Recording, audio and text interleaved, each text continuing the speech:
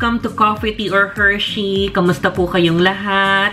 Love, love, love sa inyong lahat. Gusto ko lamang pong magpasalamat sa lahat po ng nanood, nag-like, nag-comment dun sa previous vlog ko regarding dun sa laban ni EJ at ni Ina Magenta. Thank you so much. At dahil po dyan, gusto kong bigyang daan. Gusto ko lamang pong batiin lahat po nung nag-comment. Babanggitin ko po yung mga pangalan ninyo. Hello po kay RD Torres. Doon po siya ngayon sa Middle East. Hello RD. And then hello din po kay Vilma Molina na talagang super subaybay sa Coffee Tea or Hershey. Si Vilma po ay from Hong Kong. Hello din kay Andrea Manalo ng Singapore. Kay A. Cruz. Kay Mena. Kay Siren Angeles. Hello. At kay Tita Remedios Lloyd, hello po sa inyong lahat. At gusto ko lamang pong basahin tong comment ng isa sa mga viewers natin, si Miss Elena Aptingo. Gusto ko lamang pong basahin tong comment niya. At sana, EJ, kung nanonood ka, para sa'yo to. Sabi ni Miss Elena, I really love Itbulaga. Sa Pinoy, I only love to watch this show. Wherever I go after work, I open Itbulaga sa YouTube. But dito ko nakilala si EJ.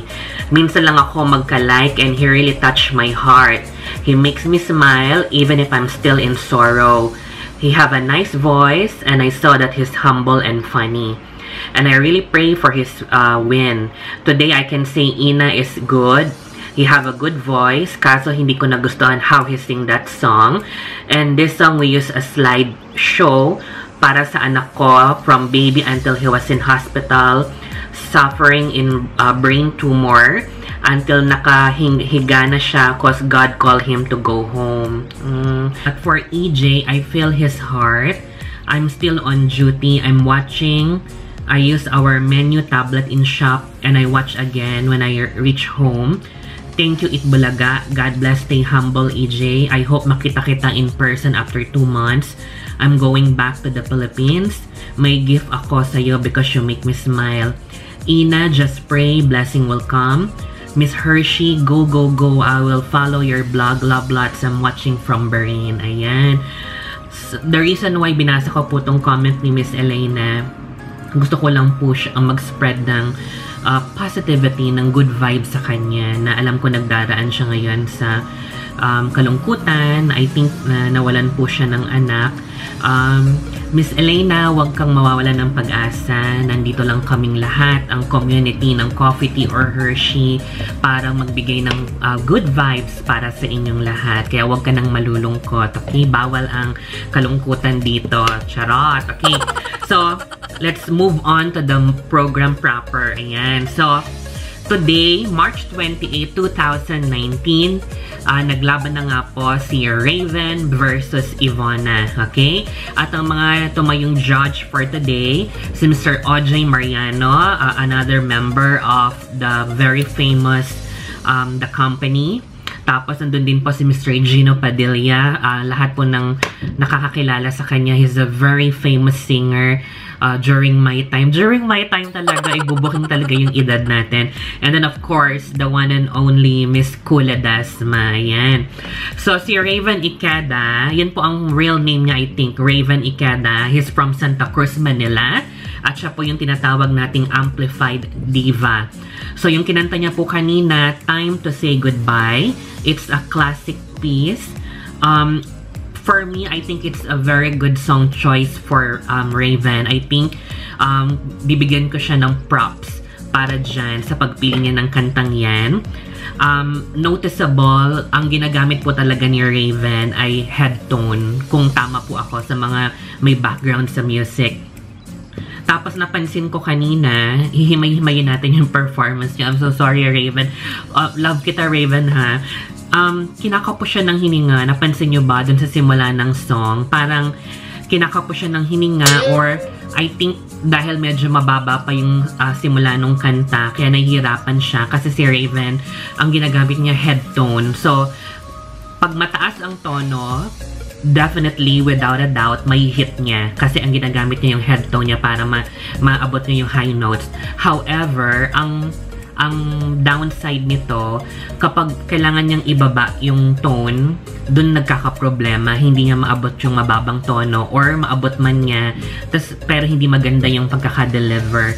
So, yun po ang lagi kong sinasabi kay Raven, parang walang dynamics yung boses niya, yung pagkanta niya, kasi hindi niya kayang mag low register. Parang, yun nga po yung tinatawag nila yung crescendo saka diminuendo. Ayan, alam po yan ng mga experts sa music. Yung taas,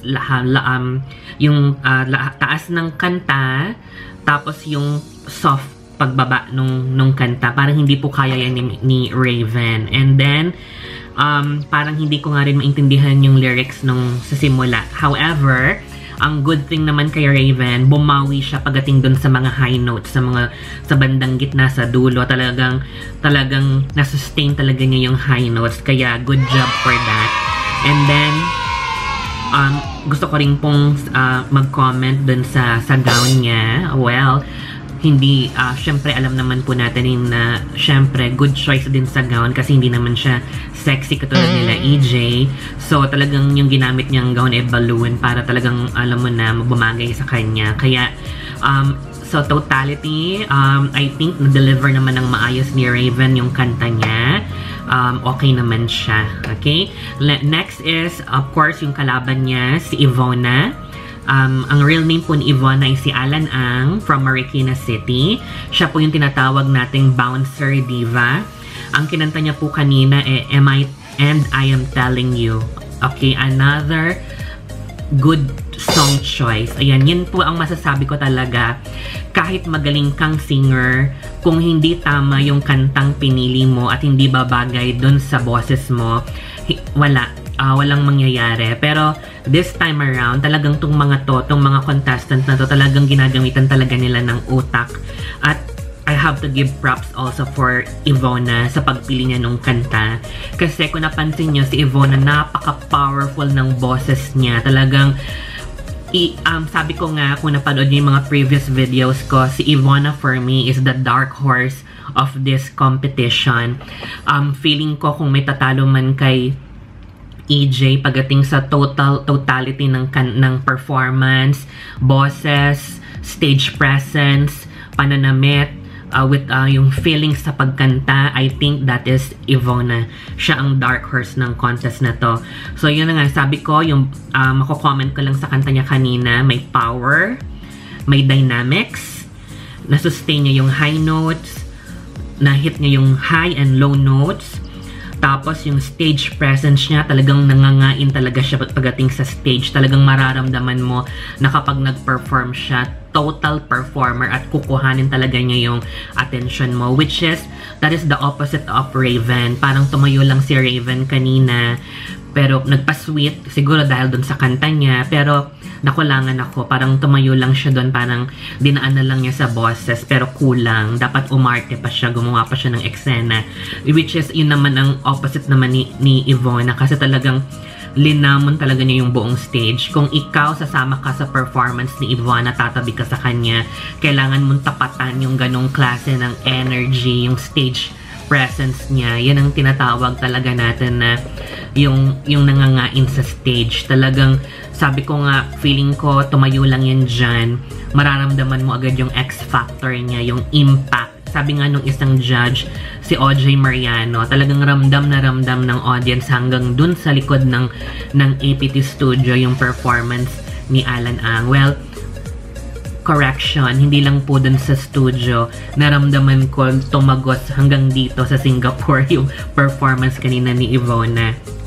And yun na nga po, comment po ng mga judge kanina, gusto ko lang pong i-quote yung sinabi ni Miss Kula Dasma. Sabi niya, pareho silang magaling, kaso mas bibigyan niya ng score, or mas ipapanalo niya yung isa na nag-focus dun sa story. Kasi yun ang tip niya palagi. Kung napansin niyo nung unang nag-judge siya dyan, I think nag-judge siya dun sa Visayas or Mindanao delegates. Ang comment po ni Miss Kula Dasma, kailangan mag-focus ka dun sa story ng song.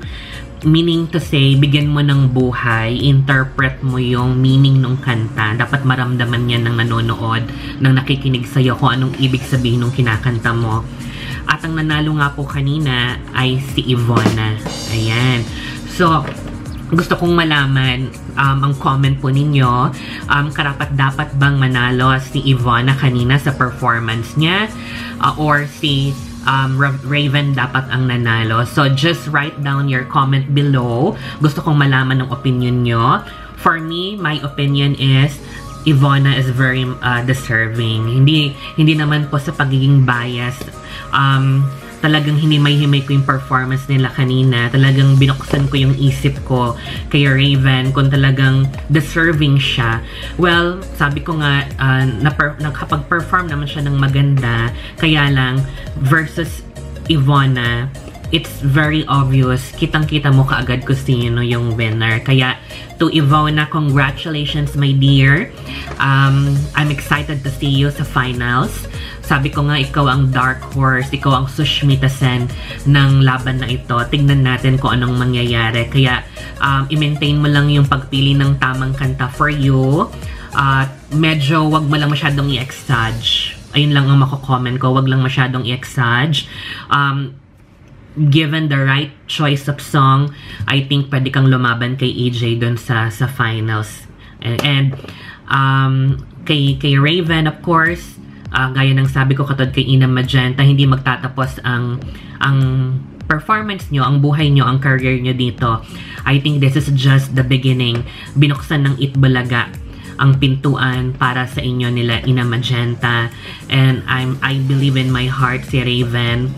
Makikita nyo yan sa mapakaraming mga programs, events, sa fiesta, yan. For sure, maraming kukuha sa kanila nila Ina Magenta. Kaya, all the best, Raven, at kay Ivona. Good luck sa contest sa Saturday, sa finals. And hope to see the rest of the contestants from Visayas and Mindanao as well. So, tomorrow po, ang last leg ng contest ng Luzon. Tatlo po yung maglalaban-laban. We have Echo, Janelle, and Divette. Ayan. So, excited akong makita kasi, to be honest, sa tatlong yon, gusto kong makitang kung sinong mananalo kay Echo versus Divette. Si Janelle, I'm so sorry Janelle, pero kailangan mong patunayan ang sarili mo tomorrow. Pero between Echo and Divette, gusto kong makita kung anong gagawin nila. Most especially kay Divette kasi isa to sa mga favorites ko. Well, na-disappoint lang ako dun sa mga past performance niya, pero tomorrow I'm excited to see kung anong kakantahin ni Divette. Ayan. So, thank you very much po sa patuloy niyong panonood ng Coffee Tea or Hershey sa mga reaction review ko regarding sa Backlash. Patuloy po natin tutukan at subaybayan ang contest na ito hanggang Sabado sa finale. Thank you very much. Lagi ko pong paalala, GVGV lang, good vibes lang.